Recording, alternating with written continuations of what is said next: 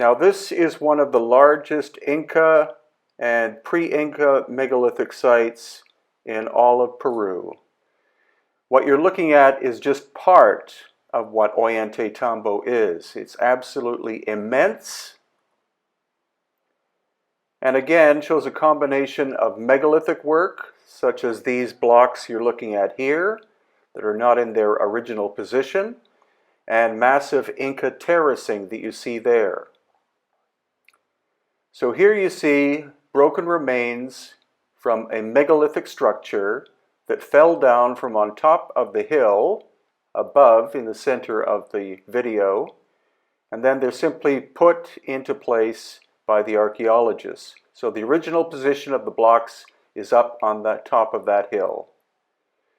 And as we look at them, it's a sense of scale, and then you see these strange, almost like as if this stone was a big chunk of butter and the surface was troweled.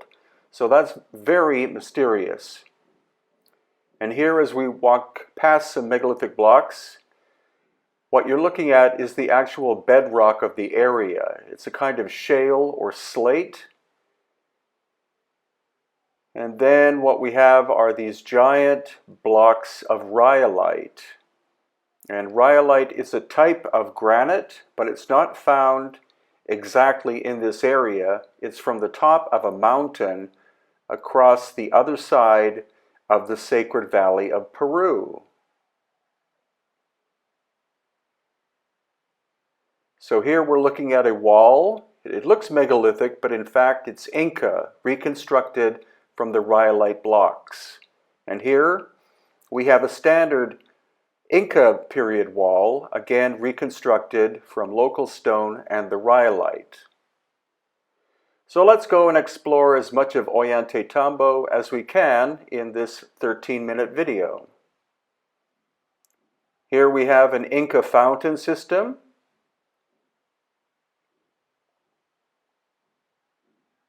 And again, the sheer scale and spectacle of what Ollantaytambo is.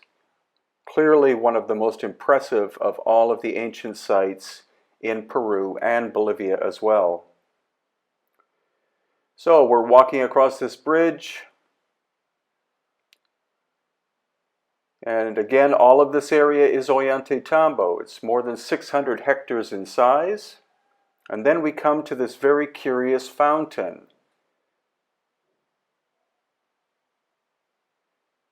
And the Inca were amazing engineers. They built in a magic trick that I'm going to show you right now. You see the water's flowing out. You run your finger across and it runs straight down. And then it runs back out. And then it sticks to the stone once again. That's called surface tension. So here we're farther along inside Ollantaytambo. Again, the massive Inca terracing systems. These are 3 meters or about 10 feet tall per terrace.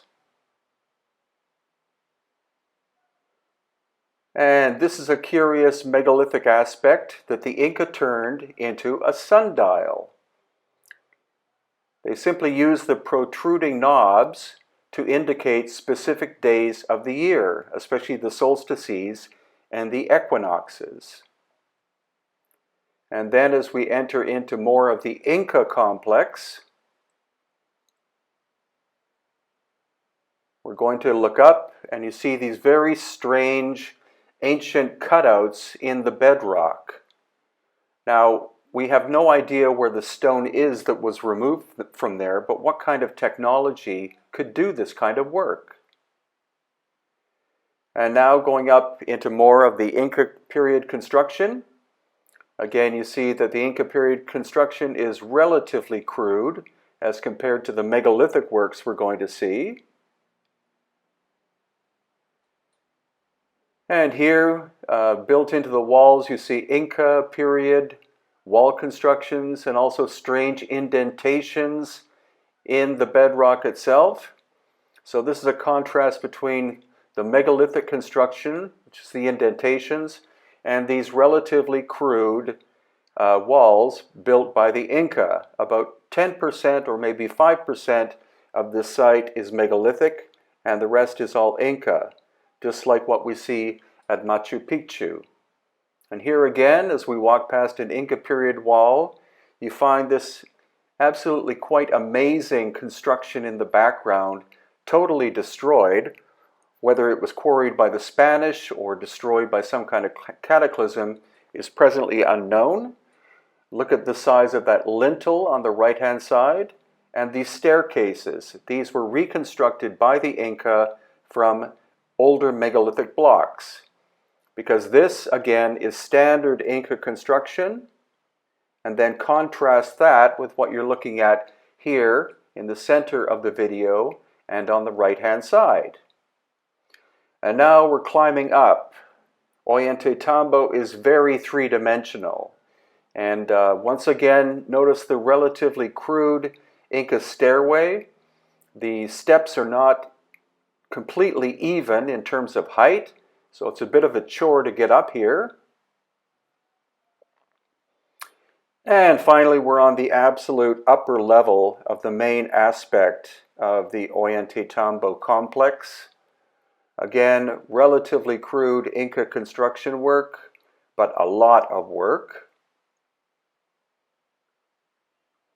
And now we're rounding a corner with the town of Ollantaytambo to the left of us.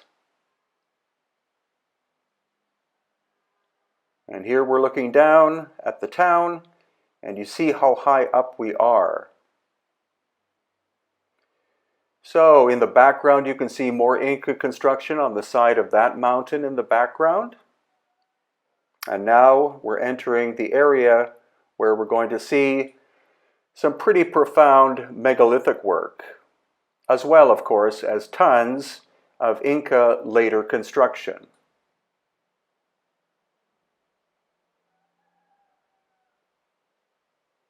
So here again, Inca construction. Ollantaytambo, like Machu Picchu, was a site found by the Inca, and so they built a massive complex around the megalithic aspect that they found. And here again, one of the large terraces built by the Inca. Not a complex feat engineering-wise, but lots and lots of work. And now compare the staircase built by the Inca to this wall. It's like night and day. Whoever was responsible for this, that you see here, had to have some level of high technology. And now again, staircase compared to wall. And as we walk up the Inca staircase, we're going to get a very close look at the much older megalithic construction. Again, the stone is called rhyolite. It's very hard. And you see how tightly fitting these joints are. They're quite absolutely incredible. And again, as we walk along, we see what's left of the megalithic construction. It appears that there was some kind of cataclysm in the distant past that damaged the structures. And then as we walk along, here again we see Inca repair work.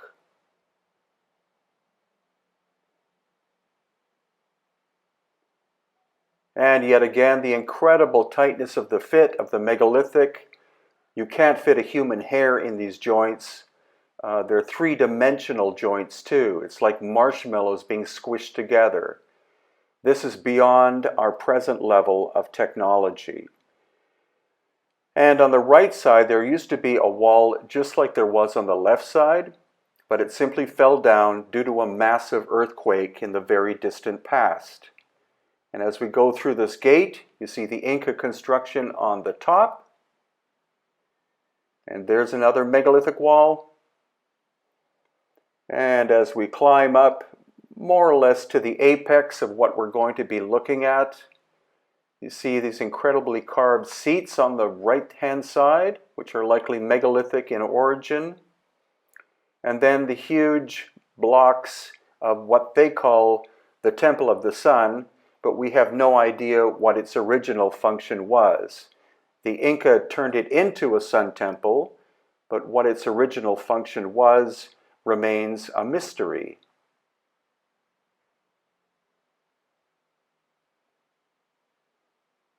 And this is very interesting because here we see an example of the ancient cutting technology of the megalithic people.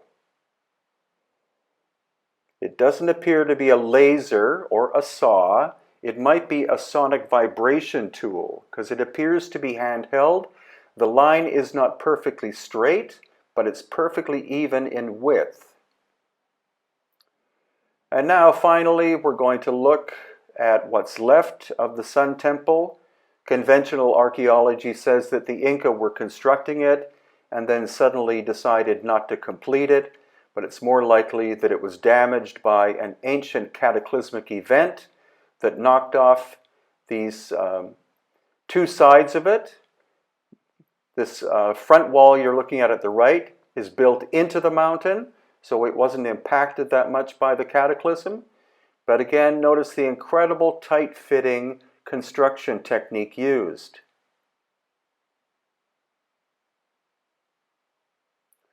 And the quarry for this rhyolite stone is across the valley on the left, on the very top of the mountain. There actually is no trail that leads to the quarry. So that's what makes Ollantaytambo one of the most spectacular sites. It's much more complicated than simply an Inca construction.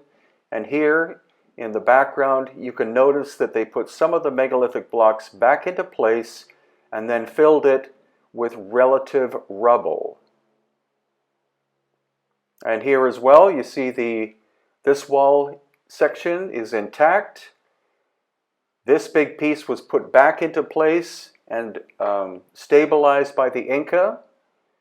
And here, the right-hand wall, again, they were able to move some of the megalithic blocks back into relative position.